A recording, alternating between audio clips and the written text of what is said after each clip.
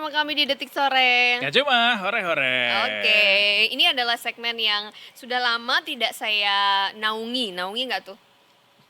Singgahi. Singgahi. Ini adalah segmen Market Review. Yes.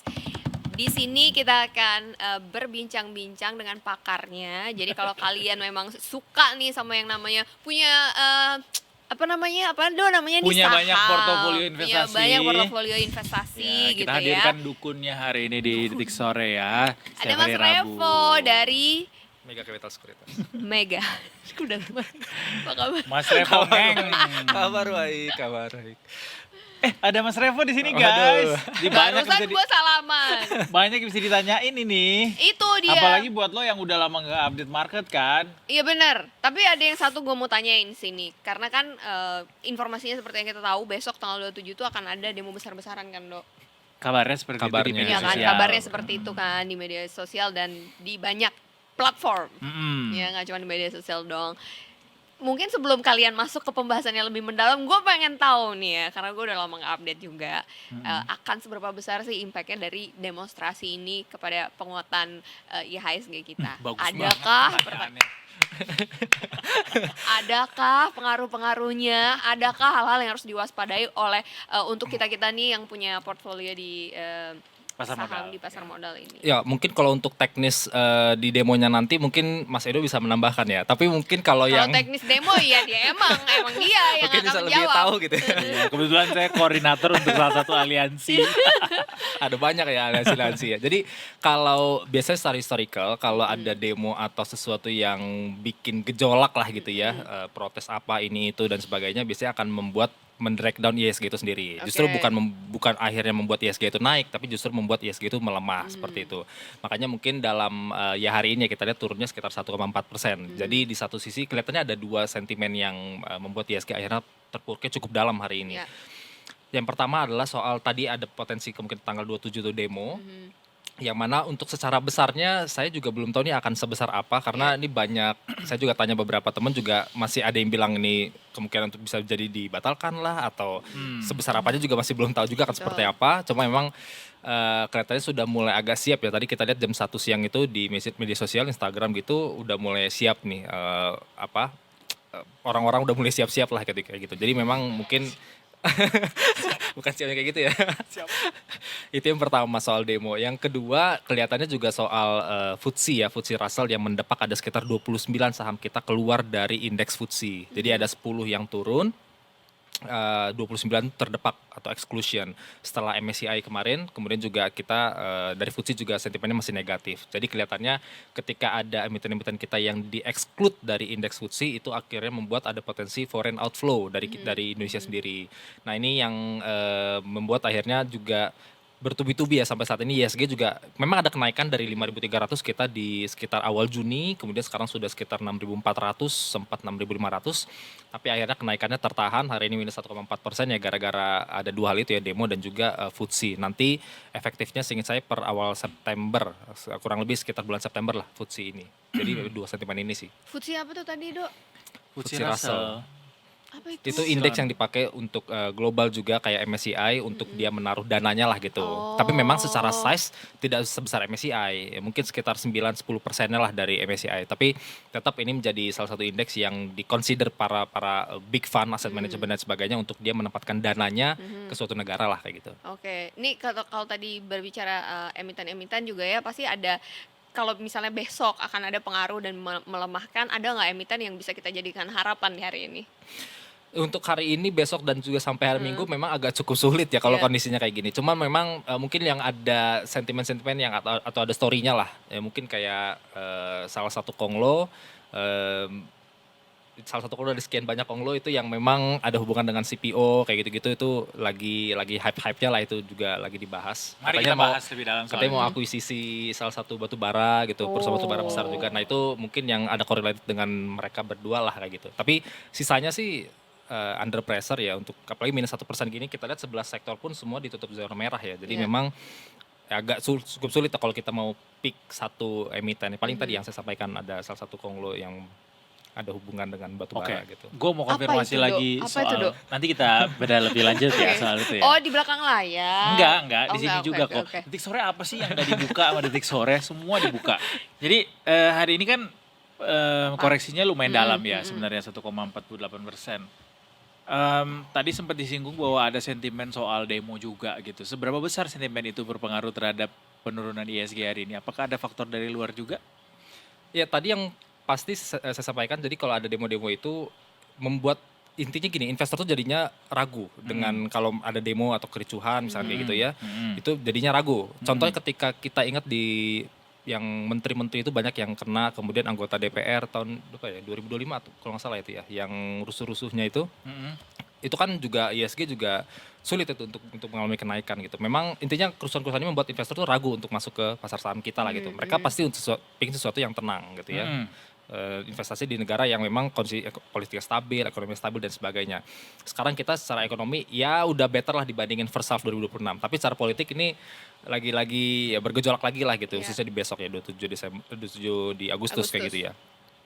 Tapi selain tadi yang saya sampaikan, selain demo itu soal ya tadi FTSE itu rebalancing itu paling yang akan membuat kita ada gejolak-gejolak. Sama tambahannya mungkin kalau kita lihat di ini kan sampai di apa namanya beberapa waktu ke depan tuh masih ada MSCI ya. Jadi ini kita masih di freeze. Jadi memang itu yang paling juga tambahan selain FTSE tadi soal MSCI itu ya, kita masih di freeze. Jadi kemungkinan ya mungkin beberapa emiten kita mungkin masih belum dilirik oleh asing, tapi mungkin after November kalau MSCI kita ternyata sudah di unfreeze di November nanti, baru mungkin itu inflow mungkin bisa masuk dan juga karena emiten-emiten kita juga kemungkinan bisa ada yang naik kelas ataupun yang masuk dari luar masuk ke indeks MSCI kayak gitu sih.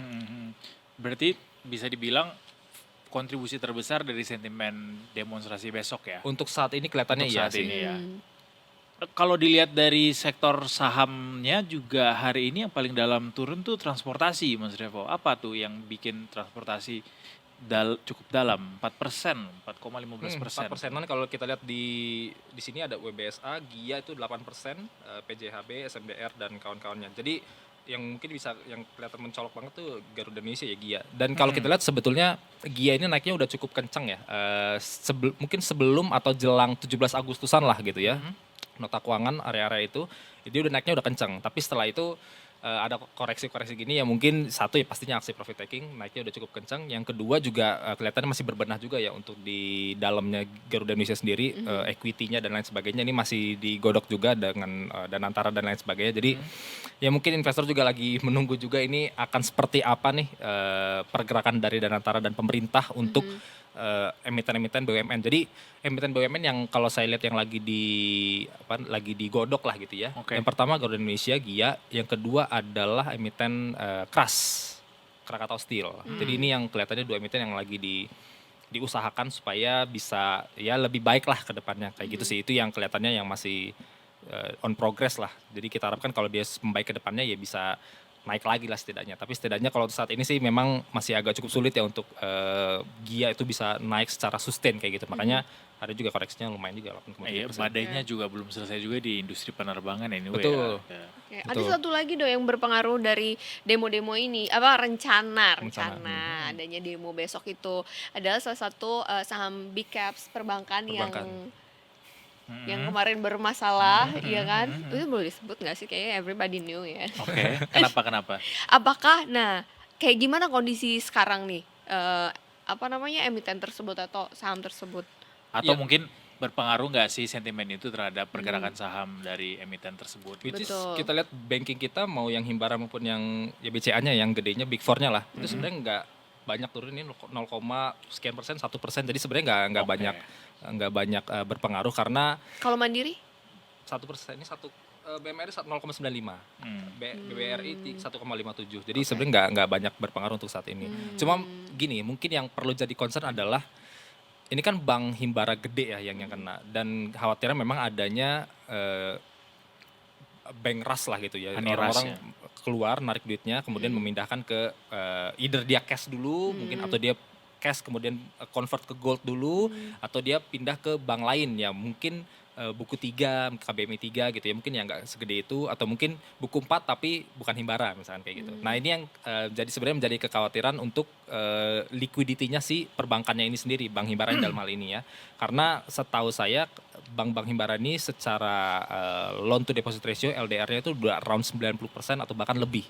Which is ini kalau terjadinya bank run, orang-orang narik duit kemudian memindahkan ke bank yang lain, maka pastinya DPK dia akan turun. Kalau dana pihak ketiga mereka turun, maka LDR mereka juga akan makin tight lagi. Mungkin bisa mendekati 95 kayak gitu, 95%. Dan ini akan berbahaya ke salah satunya adalah ke kredit growth-nya mereka, kemudian ke net interest margin-nya mereka. Intinya profitnya mereka jadinya makin tipis lah. Karena makin tight kan. Mereka juga nggak akan seberani itu lagi untuk menyalurkan kredit kalau sudah semakin tight liquidity-nya. Nah itu yang menjadi kekhawatiran kalau ini berkepanjangan. That's why memang kita harapkan untuk Bank Himbara yang bersangkutan itu adanya klarifikasi yang cukup clear gitu ya kepada masyarakat, bahwa intinya ya saya nggak tahu apakah mereka jadinya tidak akan mengulangi lagi atau seperti apa saya kurang ngerti mereka kebijakannya akan seperti apa, tapi pada intinya adalah meningkatkan lagi trust, karena poin di sini adalah trust. Once trust itu tercoreng ya susah juga ya. That's why mereka harus memperbaikilah trust yang saat ini mungkin lagi ada trouble di dalam gitu ya, dari ya masyarakat juga mungkin kan banyak ya di sosial media juga, masyarakat juga ada yang menggunting kartunya lah gitu kan, ada yang menggunting kartu dan sebagainya. Jadi mungkin intinya adalah mengembalikan trust yang sempat tercoreng ini supaya trustnya muncul lagi dan akhirnya nggak keluar tarikan duit tadi sih kayak gitu. Mengerikan ya. Ngeri sih sebetulnya kalau itu adalah ya. pelajaran besar buat sebuah korporasi untuk bisa lebih hati-hati dalam dalam mengambil bertindak. keputusan. Benar. Ada kan katanya memblokir ya itu. Nah itu harus hati-hati banget sih kebijakan-kebijakan diambil Makanya kayak buat gitu. kamu-kamu semua yang udah blokir nomor aku, hati-hati kamu. Nomor kamu apakah mempengaruhi IHSG Indonesia? Kalau itu mempengaruhi moodku untuk bisa berinvestasi, mempengaruhi jadinya. Nah, investasi kamu berapa persen dari semua orang yang berinvestasi di Kamu Indonesia nggak ini? tahu, aku bagian dari 5% yang menguasai aset di Indonesia ini. Oh my god, Edo. Aku salah satu yang dapat 52T kemarin. Kalau Mendapat aliran dana ya, Anaknya Anda ya. ya jauh lah, saudara jauh gitu.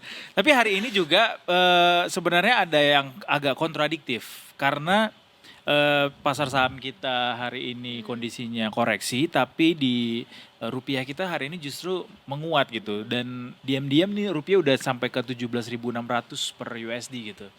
Apa mungkin yang bisa dibaca dari pergerakan rupiah hari ini, Mas Revo? Ya rupiah dari 18.000 ya, kita ingat 18.000, 18.100, sekarang udah 17.600, 17.700. Sebetulnya salah satunya adalah dari sisi DXY-nya sendiri ya, dolar indeks itu udah turun. Sekarang itu mungkin sekitar 99 ya. Jadi dalam mungkin seminggu terakhir atau 2 minggu terakhir, saya agak lupa, itu emang turunnya udah lumayan dari sekitar 100 ke 99. 1% lebih lah gitu ya. Jadi actually kita nggak perlu terlalu yang berbangga hati yang seperti itu juga, karena memang DXY Tapi juga turunnya tinggal udah 100 loh itu kita menuju ke target asumsi makro 17,5 tahun depan. betul, ya. cuma maksudnya penurunannya itu ya DXY juga turunnya Iya. dalam gitu. Maksud Mas Revo asumsi makro tahun depan terlalu mudah untuk digapai ya. Enggak dong.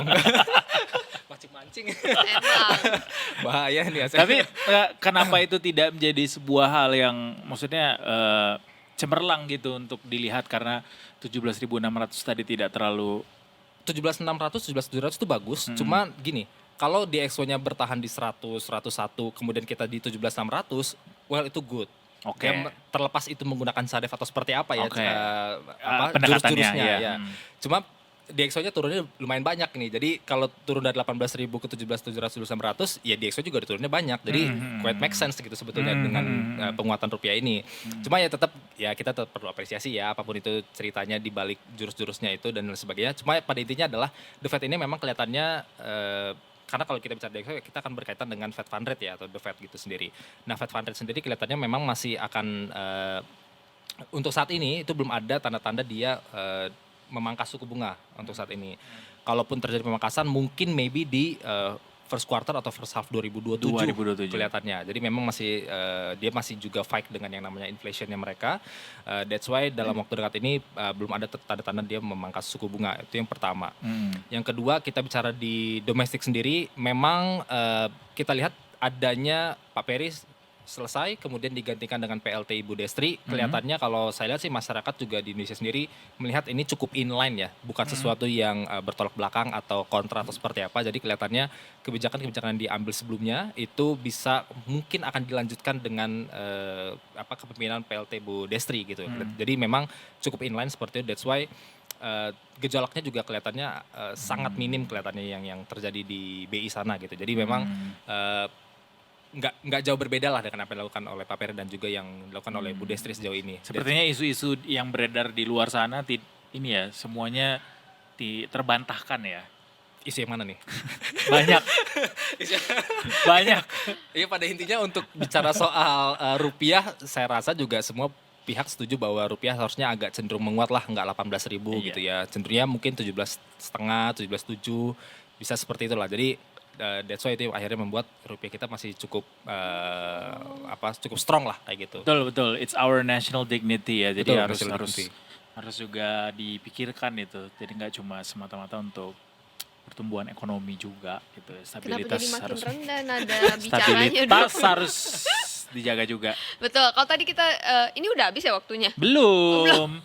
Kita masih Kok sampai nggak ada ke jam countdown-nya 6 sore biasanya? nanti. Enggak sama Mas Revonya maksudku. Masih sama Mas Revo juga masih ada. Masih banyak ya. waktu. Tadi soalnya Kenapa kita udah emangnya? bahas sentimen regional, ya kan, atau domestik. Kalau sentimen globalnya tadi kayaknya belum ada bahas itu ya. Itu Dok? tadi FTSE Russell tadi juga termasuk sentimen global. Paling itu sih. Itu FTSE paling Russell. yang paling dominan Dampak atau ke- berdampak paling ya. gong. Paling gong ke ISG kita. Oh, oke. Sama MSCI sama FTSE kita masih di freeze intinya gitu. Sampai November Desember kita masih ya kita tunggu ya, semoga sampai November nanti MSCI udah ngebuka kita lagi, nge-unfreeze lagi.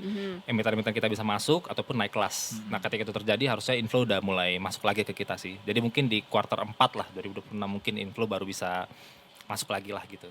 Oke, tadi kan juga membahas tentang penguatan rupiah ya Do ya. Inline-nya apa sih antara penguatan rupiah? Mungkin bisa dijelaskan lebih untuk bahasa bayi antara penguatan rupiah kita sama IHSG. ISG. Jadi mungkin data saya agak lupa tapi sekitar 10 tahun yang terakhir lah itu saya pernah bikin bahwa penguatan rupiah itu sekitar 60% berpengaruh terhadap ISG. Jadi maksudnya adalah Oke, kalau oke. rupiah menguat 60% ISG itu menguat juga. Begitupun sebaliknya. Oke. Rupiah melemah Berjalan, 60% Linear. ISG melemah. linear ya.